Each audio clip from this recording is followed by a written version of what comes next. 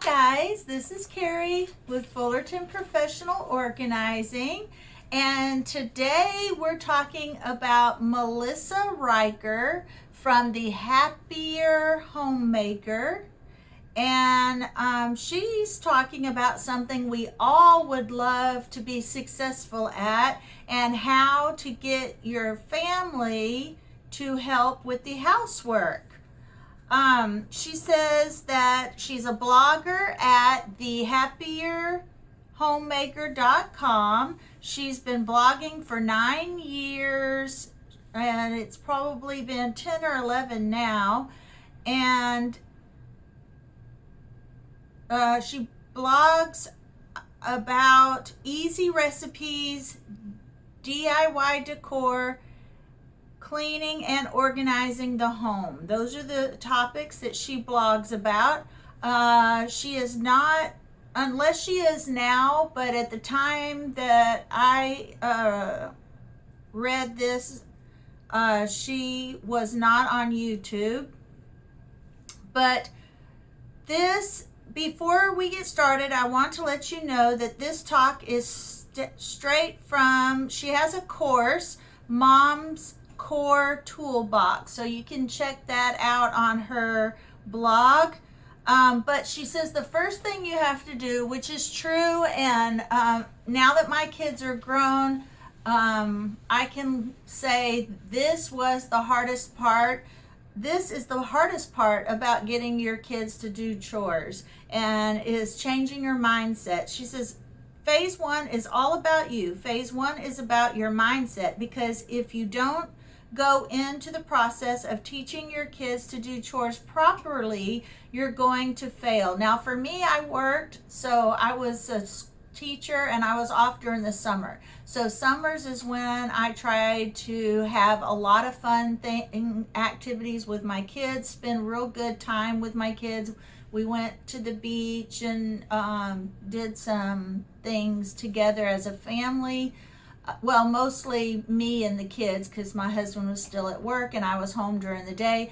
But chores is some of the things that I concentrated on during the summer. Matter of fact, there was one summer my kids said I ruined their whole summer, because I wanted to make sure that they did their chores before we did anything else during the summer, and they kind of dug their heels in and wouldn't do their chores, so we didn't get as many family activities done that summer.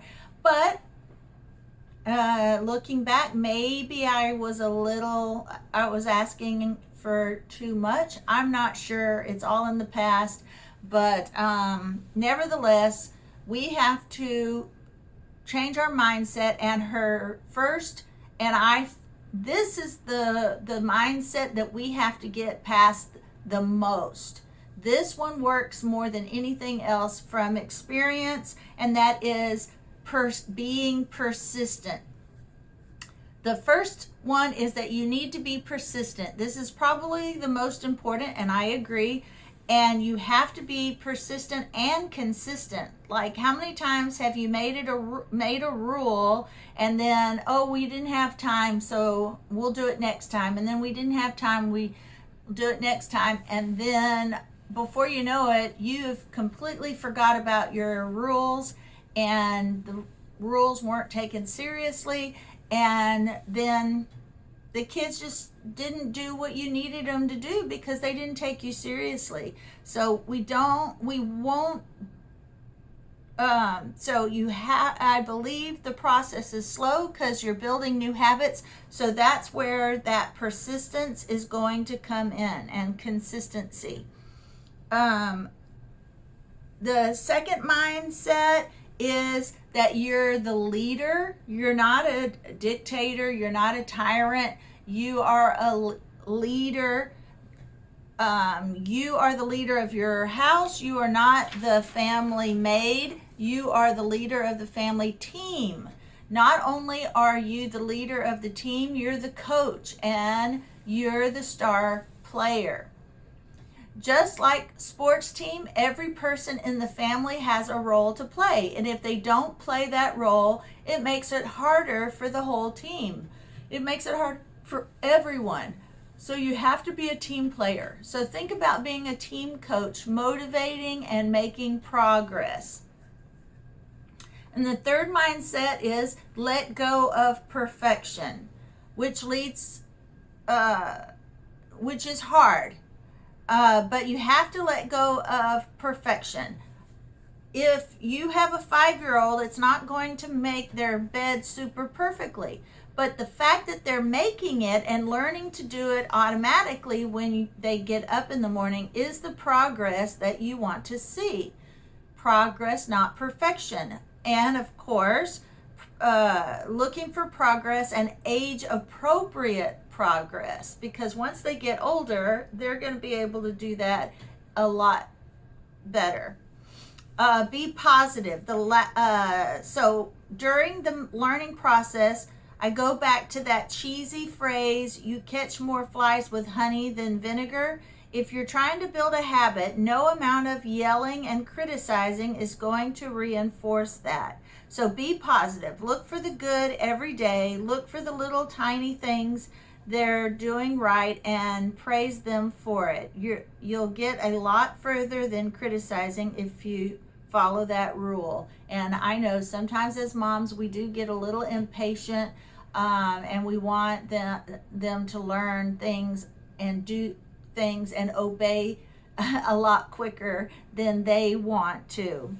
Now, she says phase 1 is start to build good habits.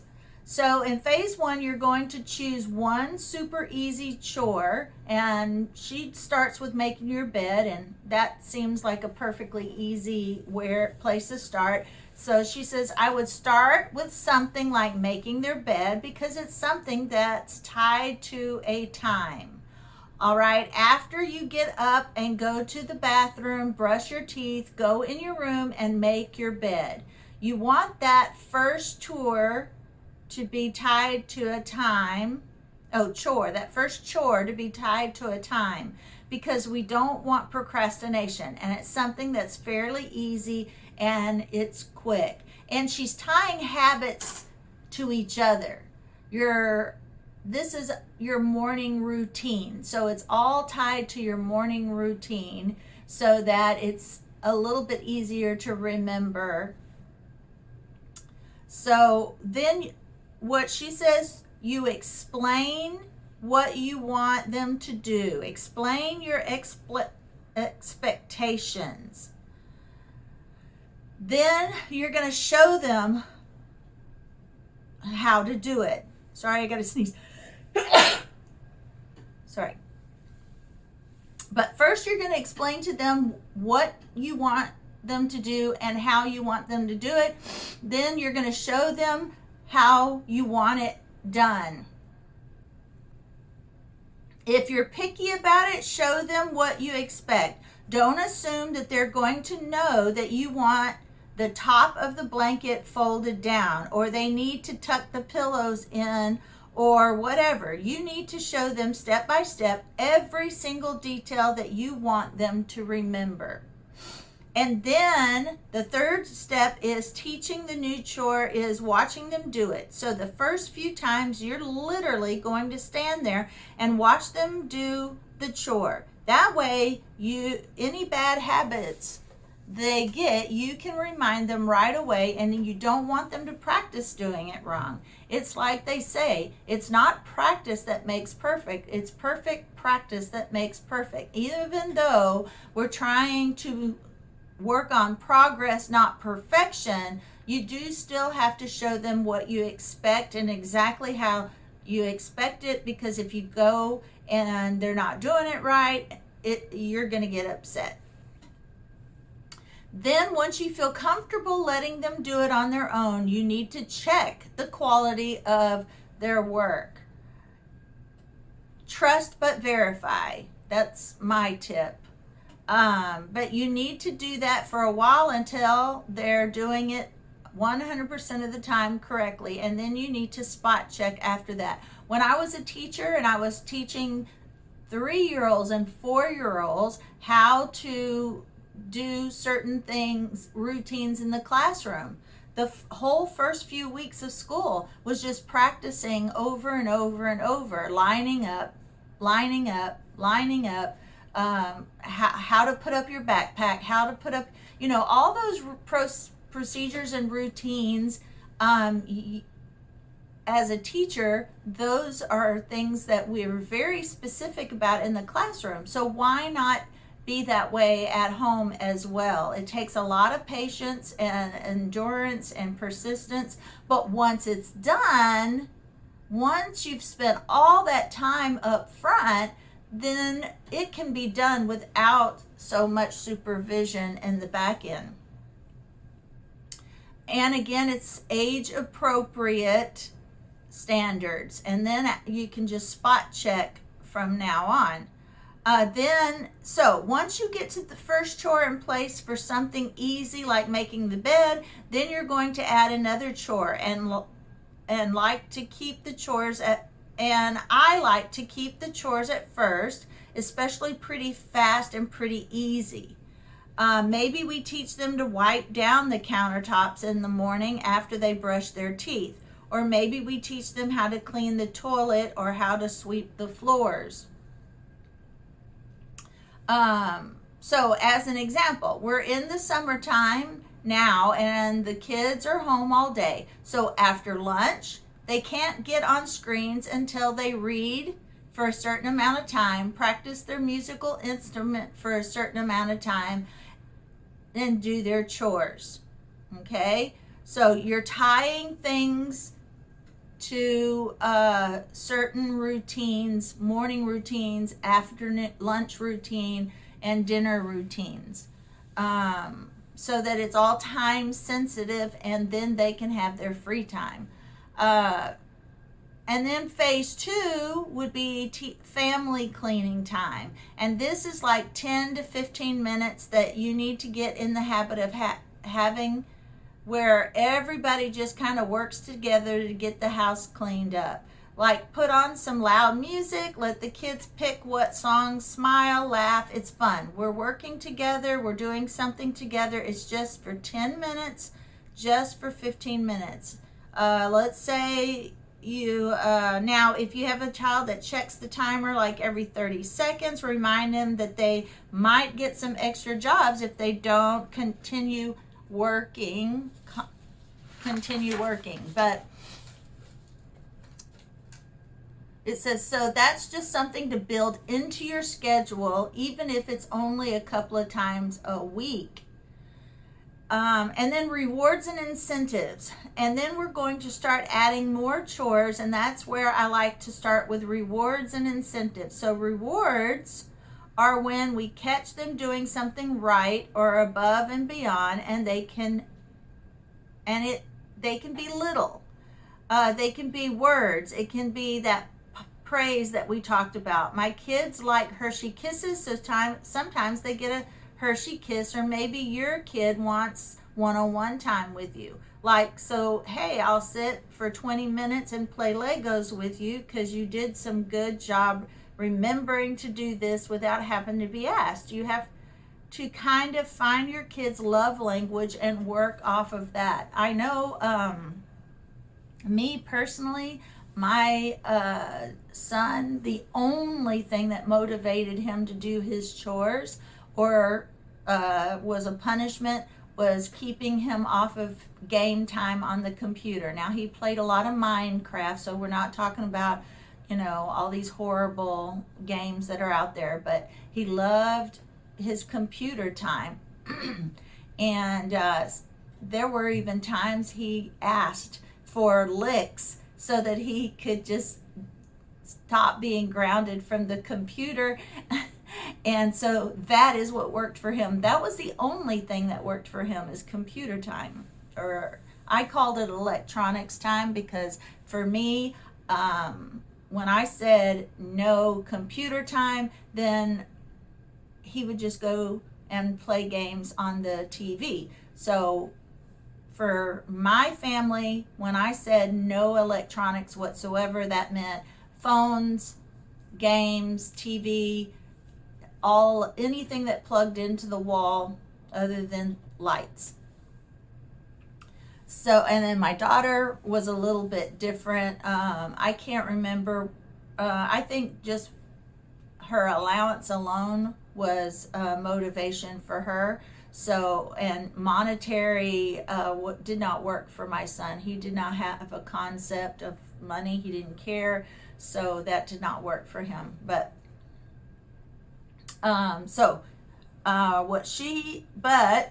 we're going back to Melissa Riker and what she has to say about all this. You have to kind of find your kids' love language. Okay. The second part is incentive. So that's what people call an allowance. And in our house, we called it commission, because you work and you get paid. If you don't work, you don't get paid. And that's something that comes from the Dave Ramsey Smart Money, Smart Kids program. If you haven't seen it, check it out. It's pretty good. Now, I wish I had checked that out when my kids were younger, but nevertheless. So what we have is that they have a set number of responsibility, and there's a set payment at the end of the week. If they do the chore and they have a good attitude, they get paid. If they refuse to do the chore, I have to take away privileges until they do it, because it's going to get done. But if they do it with a bad attitude and you have to constantly withhold privileges to get the job done, then they don't get paid. You have to do it with a positive attitude and do it properly to get paid. And then I can just dock pay if they don't do them with a good attitude, or we have issues. So there's that. They don't get to just not choose to do the chore and not get paid. Now, she covers disrespect and defiance, and that's a hard one, especially if you have a hard-headed or strong-willed child. Now, let's troubleshoot this whole process a little. What do you do if you have a disrespectful child or defiant child?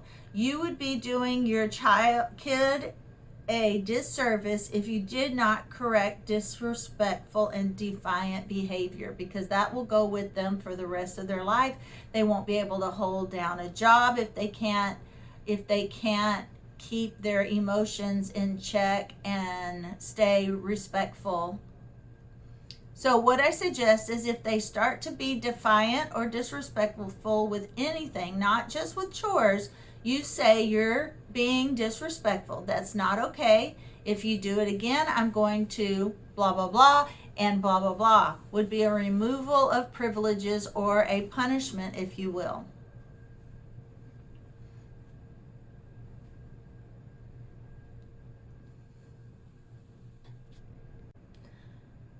All right, Melissa Riker says for her kids, and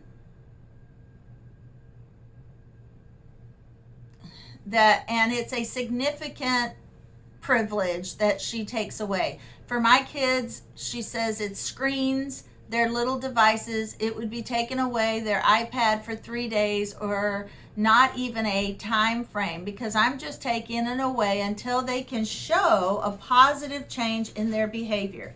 Don't take it away for an hour. Don't take it away for today. Like, make them do a couple of days in a row of repentance, of showing a better attitude before you give it back. And you're not mean if you punish your child again. You would be doing them a disservice if you let them go through life thinking they can talk to someone that way. It's just disrespectful, and you don't want them growing up disrespectful. Another one is, and I don't like the word lazy, but if you have a child that just doesn't want to participate in chores, you tie the chore to a time helps with that, because they know they have to do this after they do that. It's at the same time every day so they can't procrastinate. It's also where checklists come in. I'm a big checklist girl, and I have a checklist for clean your room. It's make your bed, clean under the bed, clear your desk. Like, it's an actual visual cue of everything they need to do so that they don't slack off. And that also helps with an ADHD child. I have an ADD child, and they are very forgetful. And the same thing, having that checklist is super, super helpful, tying it to a time. And you might have to move more slowly with that child because they aren't as attentive. But you can also, then when you tell them to clean their room, remind them to check the picture. You can take a picture of what the clean room looks like and have them check the picture and compare what their room looks like with the picture that you did. So that can help with forgetfulness and also and slacking off. But if you have that perfectionist child, timing, doing it to a timer can help them move along also. And try to teach the perfectionist child progress over perfection. If you're a homeschool family, homeschool has its positive and negatives when it comes to chores because you're home most of the time. And when you're home most of the time, you're making more messes. But you can spread them out a little more if you're homeschooling and staying home all day and keeping it clear separation between household time and school time. You can't school because you can't school if you're trying to clean, and you can't clean if you're trying to homeschool. If you're two working parents, so if you're really busy and out of the house constantly, we're going from clubs and sports, you're just going to have to find times, even if you can't do it every day, to designate as chore time. So maybe you have the chore in the morning before school. They have time to make their bed, wipe down the bathroom counters after they brush their teeth.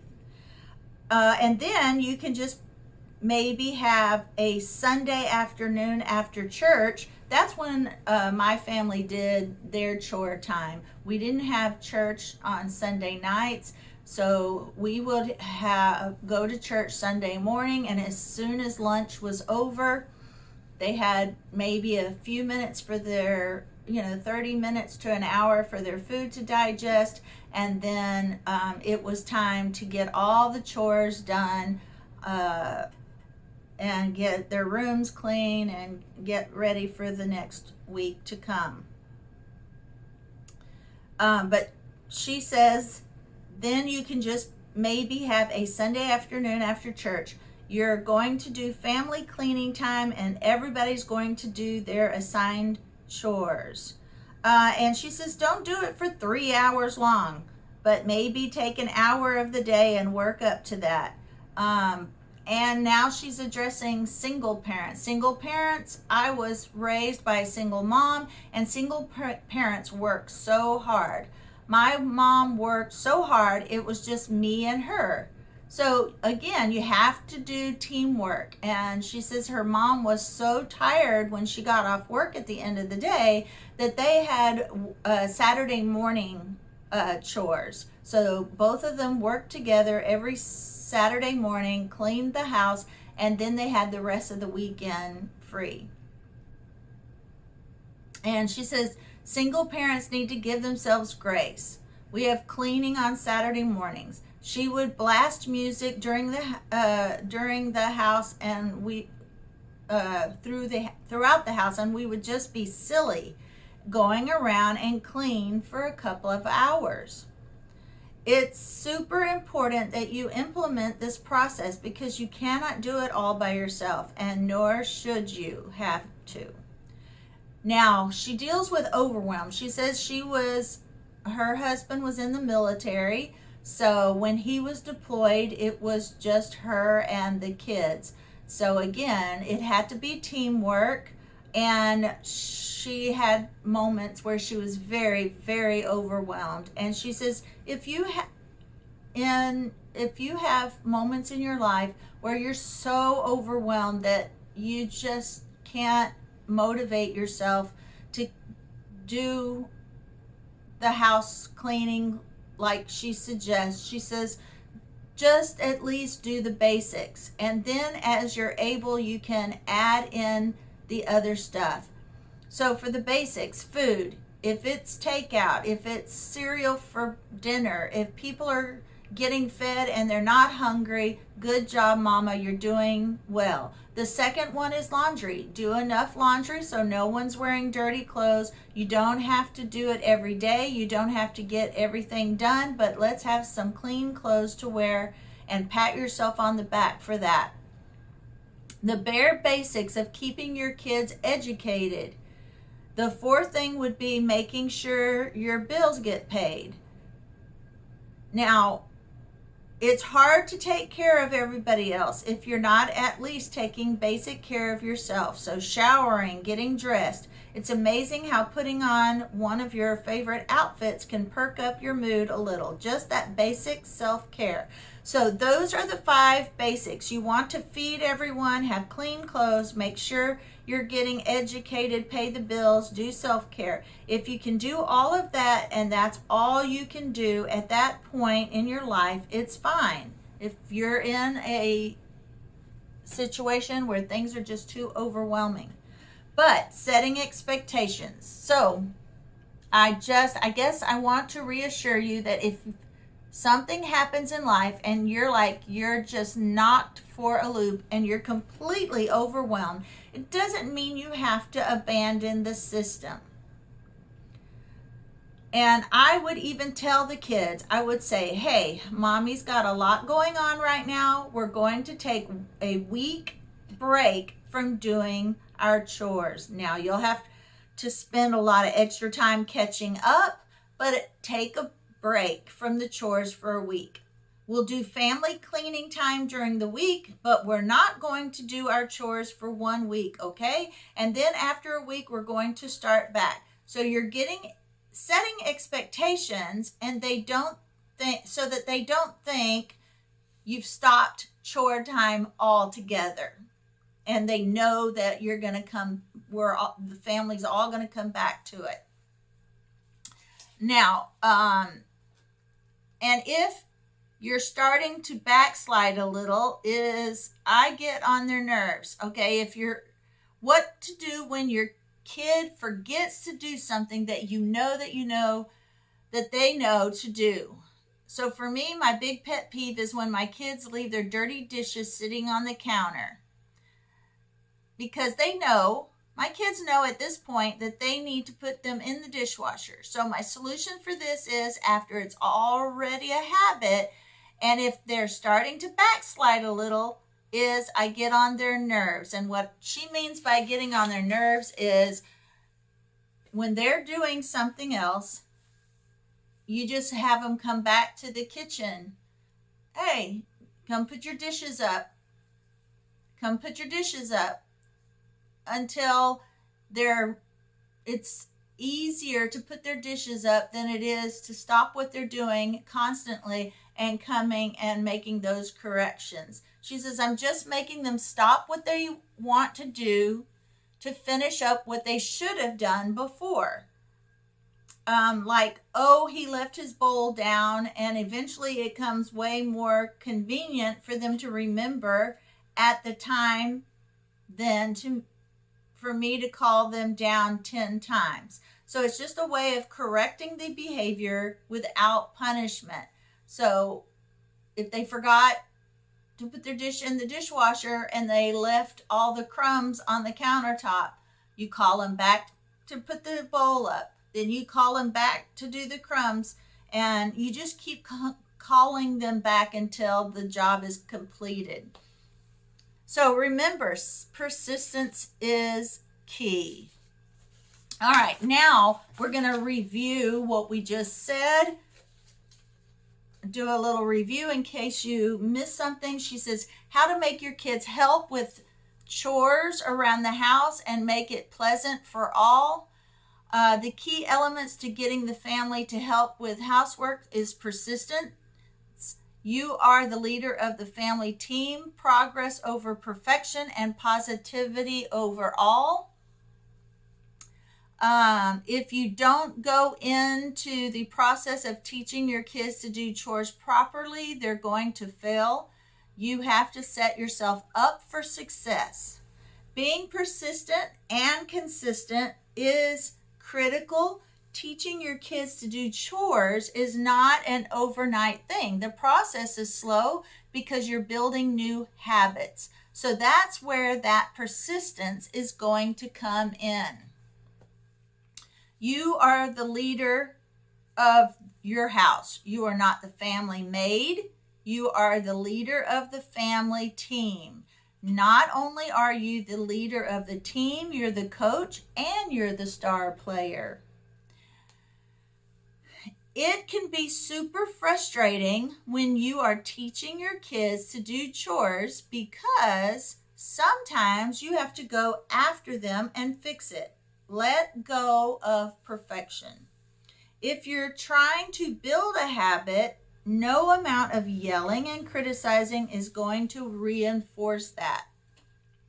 You're making it a punishment rather than a positive habit and a life skill that you're learning. So be positive. And I know that is hard because you're really not wanting to spend lots and lots and lots of time on that.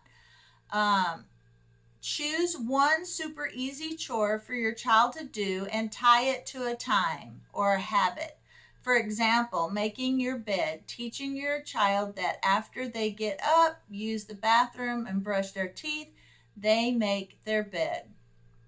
At each step in this process, introduce the chore, describe it, show an example, step by step, supervise them doing it, and then quality control. Once your child has mastered one chore, then introduce family cleaning time. Once you have started to introduce chores, then you can introduce the family cleaning time. This is 10 to 15 minutes that you get in the habit of everybody working together to get the house cleaned up. Set a timer. This is very important. And make it fun. Put on some loud music, smile, laugh, and have a good time. This could be your before bed routine. As you add more and more chores, or right after dinner routine, as you add more and more chores, add in rewards and incentives. The rewards can be little, like words of praise or a Hershey's chocolate kiss as a reward. All right, guys, I hope you enjoyed that. I hope that you can practice persistence and see how that works for you and your family. I know persistence does work. You have to just constantly hold them accountable, and that is what works. And thank you for watching. Thank you for listening, and I will see you on the next podcast.